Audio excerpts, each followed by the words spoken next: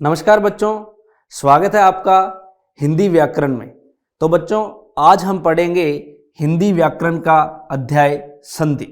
तो बच्चों, इस अध्याय में हम जानेंगे संधि क्या होती है, संधि के भेद क्या होते हैं। तो चलिए बच्चों देखते हैं। तो बच्चों, अगर हम संधि की परिभाषा की बात करें तो बच्चों इसमें दो वर्ण यानी कि हिंदी के जो वर्ण हैं, हमें पता है बच्चों हिंदी में कितने वर्ण होते हैं, 46। तो दो वर्णों के परस्पर मेल से जो उत्पन्न विकार है, यानी कि दो वर्णों के परस्पर मेल से जो उनमें परिवर्तन होता है बच्चों, इस परिवर्तन को ही हम क्या कहते हैं, संधि कहते हैं।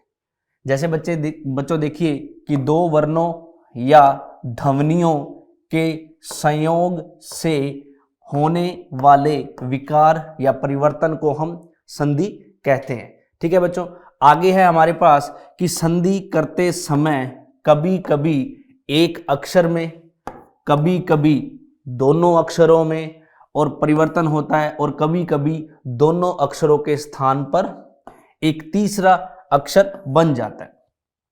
अब बच्चों जिन दो वर्णों का यहाँ पर मेल होगा, जिन दो वर्णों का यहाँ पर मेल होगा, उनसे उत्पन्न विकार ही संधि है।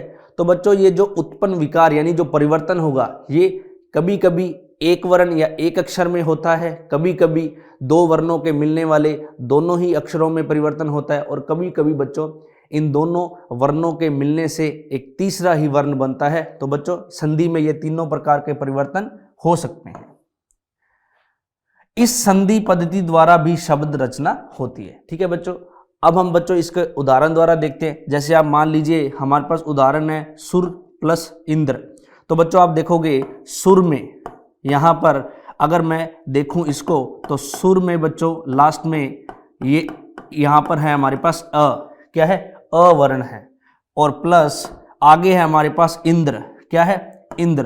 तो बच्चों आगे आप देखोगे ए और ई, अगला जो शब्द है हमारे पास इंद्र, उसमें जो ई है, तो बच्चों इन दोनों वर्णों के यानी कि ए और ई के बच्चों मेल से यहाँ पर बन रहा है ए, क्या बन रहा है, ए। तो आप देखोगे यही मैंने आपको बताया था कि कभी कभी दो वर्णों के जो परस्पर मेल होगा, तो उसमें से बच्चों परिवर्तन एक वर्ण या एक अक्षर में भी हो सकता है, दोनों अक्षरों में भी और तीसरे में भी। तो यहाँ बच्चों ए और ई के मेल से यहाँ पर तीसरा ही वर्ण बन रहा है, यानी कि ए। तो आपने देखा कि सुर प्लस इंद्र के मेल से बना है सुरेंद्र। आगे बच्चों हमारे पास विद्या प्लस आल्य यानी कि विद्यालय। तो बच्चों विद्या का हमारे पास है आ, और आगे है हमारे पास आल्य में भी आ। ठीक है बच्चों, तो विद्या और आल्य में यानी कि आ और आ परस्पर मिलने से हमारे पास बना है आ। तो बच्चों यहाँ पर क्या है, एक ही वर्ण में क्या हुआ है, परिवर्तन हुआ है। ठीक है बच्चों, यानी कि एक ही वर्ण बना है विद्यालय। ठीक है बच्चों, और आगे हमारे पास सत प्लस आनंद यानी कि सदानंद। तो बच्चों सत में हमारे पास आधा तय है वर्ण लास्ट में, और दूसरे शब्द के प्रारंभिक बिंदु पर हमारे पास है आ।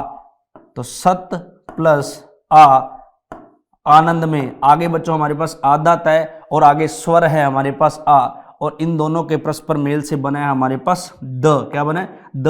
तो बच्चों यहाँ पर एक व्यंजन संधि है, ऊपर वाले में स्वर संधि है। तो बच्चों ये हम आगे देखेंगे संधि के भेद में। अभी हम एक उदाहरण के द्वारा देख रहे हैं कि दो वर्णों के परस्पर मेल से जो उत्पन्न विकार होगा।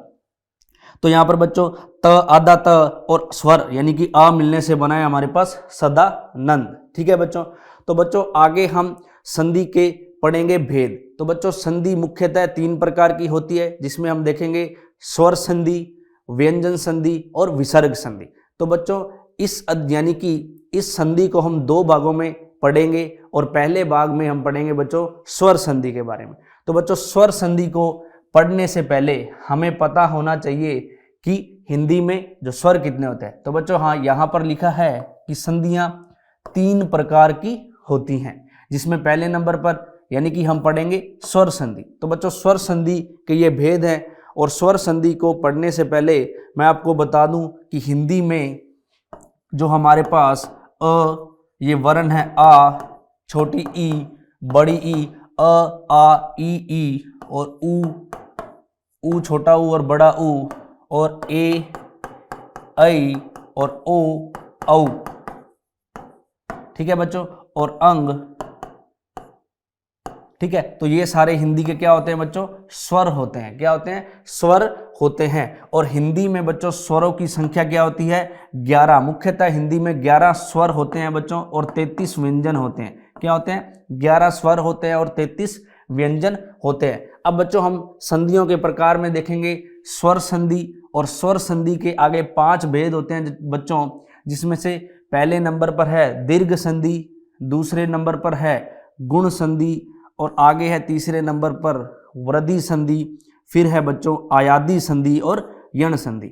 इसी प्रकार जो बच्चों हम आगे देखेंगे संधि के भाग 2 में, उसमें हम पढ़ेंगे व्यंजन संधि और विसर्ग संधि के बारे में। तो बच्चों भाग 1 में हम मुख्यतः स्वर संधि के बारे में जानेंगे, यानी कि 2 स्वरों के परस्पर मेल से जो उत्पन्न विकार होता है उसे हम क्या कहते हैं, स्वर संधि होता है। तो बच्चों यहाँ पर जो भी वर्ण होंगे यानी कि 2 वर्ण जिनका मेल होगा वो दोनों ही क्या होंगे, स्वर होंगे। ठीक है बच्चों, तो चलिए देखते हैं स्वर संधि के बारे में। तो बच्चों स्वर संधि में हम देखेंगे कि जैसा कि आपको बताया कि स्वर के साथ स्वर का मेल होने पर, यानी कि दोनों ही क्या हो, स्वर हो, स्वर के साथ स्वर का मेल होने पर जो विकार उत्पन्न होता है उसे क्या कहते हैं, स्वर संधि कहते हैं। और स्वर संधि के कितने भेद होते हैं बच्चों, 5 भेद होते हैं, जैसा कि आपको बताया था दीर्घ संधि, गुण संधि, वृद्धि संधि, अयादी संधि, यण संधि, ये सारे क्या हैं, स्वर संधि के भेद हैं। ठीक है बच्चों, तो सबसे पहले हम बात करेंगे स्वर संधि में दीर्घ संधि। क्या पढ़ेंगे, दीर्घ संधि।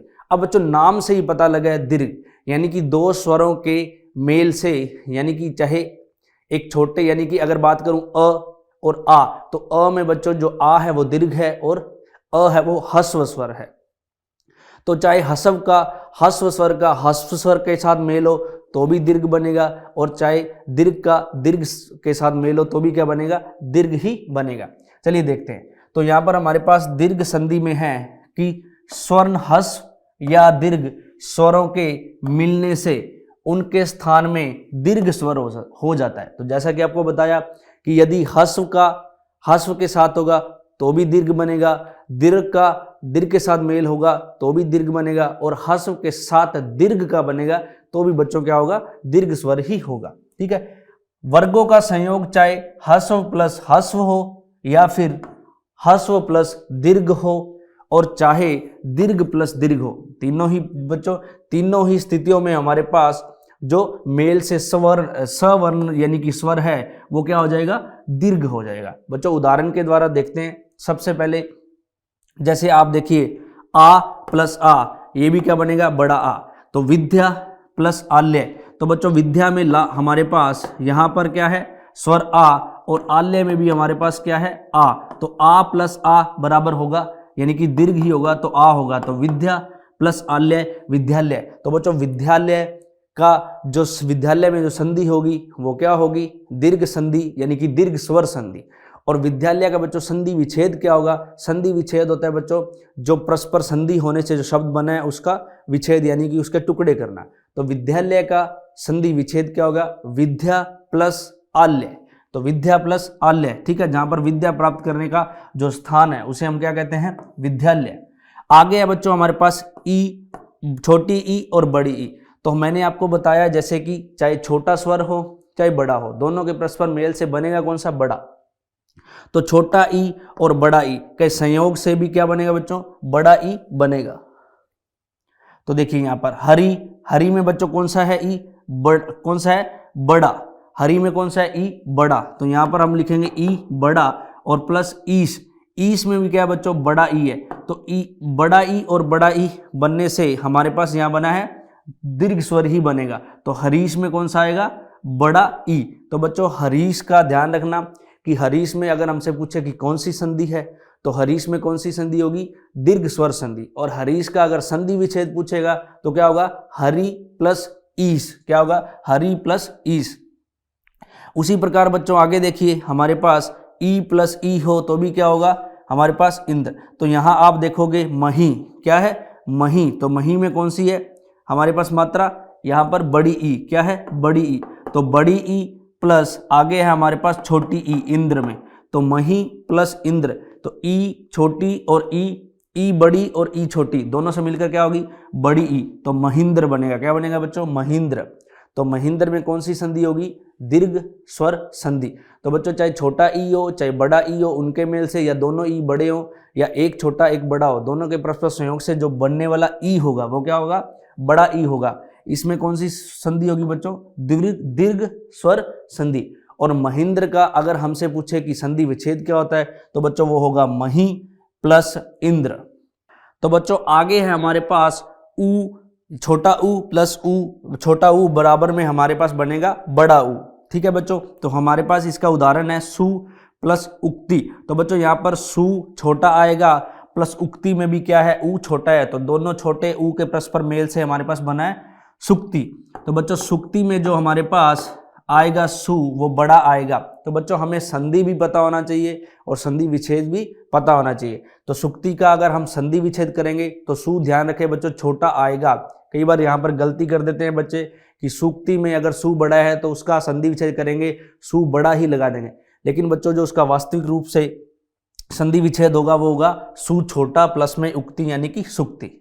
आगे है बच्चों हमारे पास ऊ बड़ा और ऊ बड़ा, तो दोनों ही दीर्घ स्वर से क्या बनेगा दीर्घ स्वर ही बनेगा। तो बच्चों देखिए यहाँ पर भू में ऊ बड़ा है और यहाँ है ऊर्ध्व, क्या है ऊर्ध्व। तो बच्चों भू प्लस ऊर्ध्व बनेगा भूर्ध्व, क्या बनेगा भूर्ध्व। तो ध्यान से देखिए यहाँ पर भू यानी कि इसमें भी बड़ा ऊ है और ऊर्ध्व में भी बड़ा ऊ है, तो यहाँ पर भूर्ध्व में कौन सी संधि होगी दीर्घ स्वर संधि। तो आगे देखते हैं बच्चों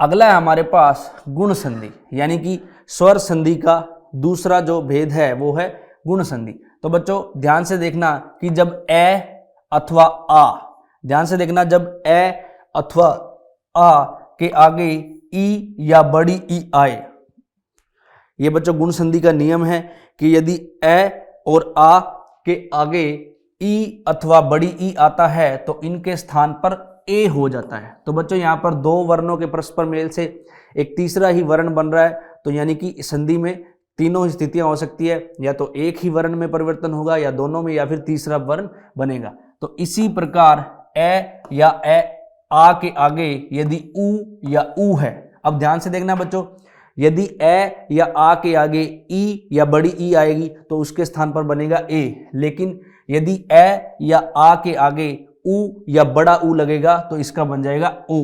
कौन सा बन जाएगा ओ। ठीक है बच्चों, तो ए या आ के आगे री आने पर क्या बच्चों स्वर री जो ऋषि वाला होता है ये आएगा बच्चों, तो इसका अर हो जाएगा, क्या हो जाएगा अर हो जाएगा, और इसे ही हम कहते हैं गुण संधि। दोबारा से याद रखिए बच्चों कि यदि ए और आ के आगे छोटी ई या बड़ी ई आएगा तो बच्चों इससे बनेगा हमारे पास ए, और इसी प्रकार यदि ए और आ के आगे छोटा ऊ या बड़ा ऊ आएगा तो इससे बनेगा ओ, और इसी प्रकार यदि ए या आ के आगे आएगा हमारे पास री तो बच्चों उनसे बनेगा अर। तो यही बच्चों जो परिवर्तन होगा इस परिवर्तन को ही हम क्या कहेंगे गुण संधि। चलिए बच्चों समझते हैं उदाहरण के द्वारा। अब ध्यान से देखिए यहां पर है हमारे पास उप प्लस इंद्र, तो उपेंद्र। तो बच्चों उप में क्या मैं यहाँ इसे यूं लिख सकता हूं उप पै में हलंत और ए, तो उप में हमारे पास लास्ट में क्या है ए। अब बच्चों ध्यान से देखिए मैं बता दूं आपको कि कोई भी व्यंजन है वो अपने आप में हमेशा क्या होता है आधा व्यंजन होता है। तो बच्चों उसमें जब स्वर का मेल होता है तो वो पूरा व्यंजन बन जाता है। तो यहाँ पर स प है जो वो अपने आप में आधा है और उसमें स्वर के मेल से यानी कि स्वर के मेल से बना है पूरा प।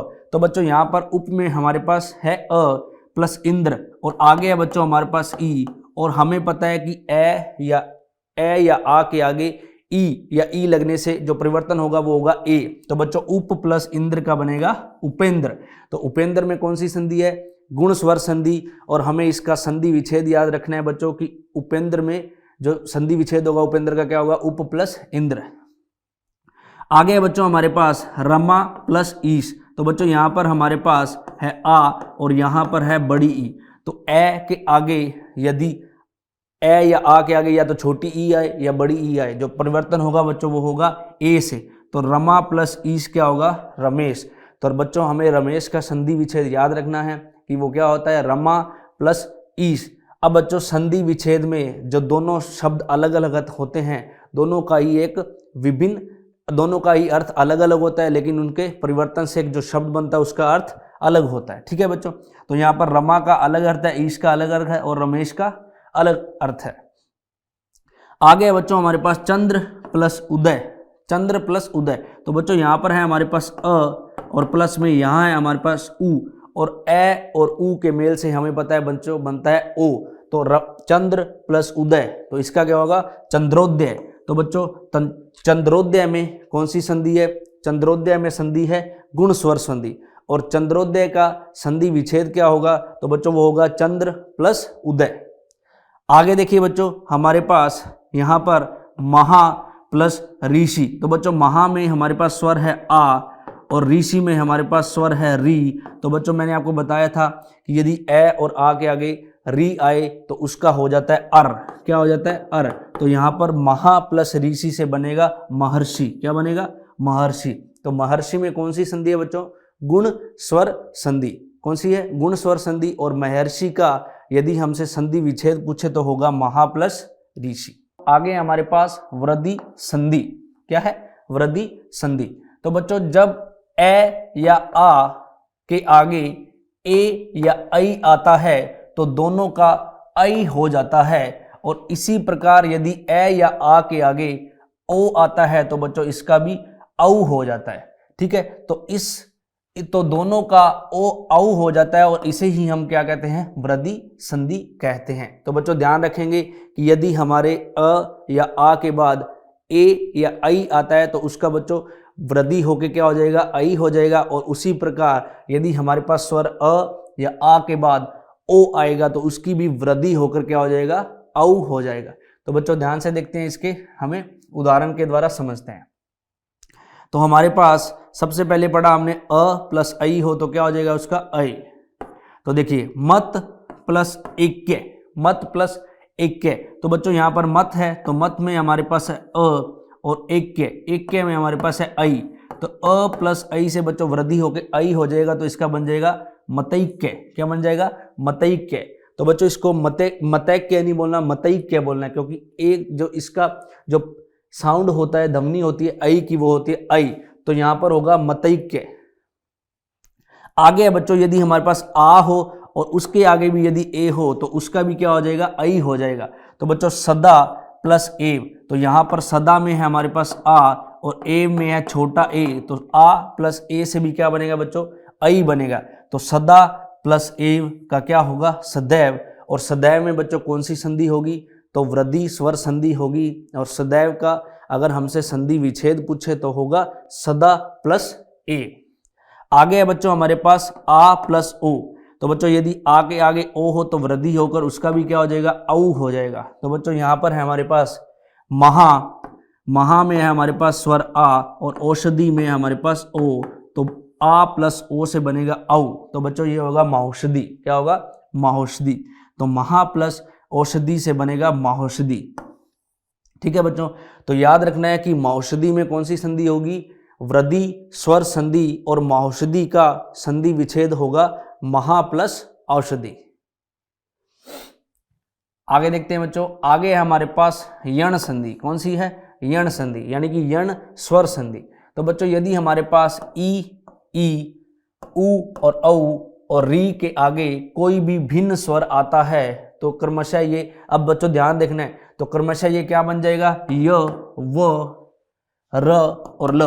तो ध्यान से देखना है कि यदि हमारे पास ई बड़ी ई, उ बड़ा उ और री के आगे कोई भी भिन्न स्वर आता है तो जो बच्चों ई का है वो बन जाएगा हमारे पास, तो इन सब का क्या बन जाएगा, य व र ल में परिवर्तन हो जाएगा। तो इस परिवर्तन को क्या कहते हैं, यण संधि। ठीक है बच्चों, दोबारा रिपीट कर रहा हूं कि यदि हमारे पास ई बड़ी ई और उ बड़ा उ और री, इन सब के आगे यदि हमारे पास कोई भिन्न स्वर आता है तो बच्चों उससे क्या बन जाता है हमारा, क्रमशः य र ल और य र ल और व परिवर्तन हो जाता है। ठीक है बच्चों, तो उदाहरण के द्वारा समझते हैं। यदि बच्चों ई के आगे, यानी कि हम बात करेंगे यहाँ पर ई ऊ और री, यहाँ पर ई के आगे भिन्न स्वर है अ, तो ई और अ के मेल से बनता है बच्चों य। क्या बनता है? य। जैसे उदाहरण के द्वारा देखते हैं तो अति, तो अति में है हमारे पास ई, और अल्प में है हमारे पास अ, तो ई प्लस अ के परस्पर संयोग से बनेगा अत्यल्प। क्या बनेगा? अत्यल्प। तो बच्चों यहां बन गया हमारे पास, इसका क्या बन गया? यह बन गया। क्या बन गया? अति प्लस अल्प से बना अत्यल्प। तो अगर हमसे पूछे कि अत्यल्प में कौन सी संधि है, तो इसमें होगी यण स्वर संधि, और अत्यल्प का अगर हमसे संधि विच्छेद पूछे तो होगा बच्चों अति प्लस अल्प। उसी प्रकार बच्चों यदि बड़ी ई और अ है तो भी ई के आगे अ है तो य ही आएगा। जैसे देवी, यहाँ है बड़ी ई और अर्पण, और यहाँ अ, तो इसका हो जाएगा य। तो देवी प्लस अर्पण होगा देव्यार्पण। क्या होगा? देव्यार्पण। तो देव्यार्पण में बच्चों कौन सी संधि है? यण स्वर संधि, और इसका संधि विच्छेद होगा देवी प्लस अर्पण। उसी प्रकार बच्चों यदि ऊ के आगे अ आ जाए, तो ऊ के यदि आगे अ आएगा तो इसका बनेगा हमारे पास व। क्या बनेगा? व। ऊ के आगे यदि अ आएगा तो बनेगा व। जैसे सु, यहाँ पर है ऊ प्लस आगत, यहाँ आ, तो ऊ प्लस आ से बनेगा व, तो स्वागत। क्या बनेगा? स्वागत। तो बच्चों स्वागत में कौन सी संधि है? यण स्वर संधि, और स्वागत का संधि विच्छेद क्या होगा? तो वो होगा सु प्लस आगत।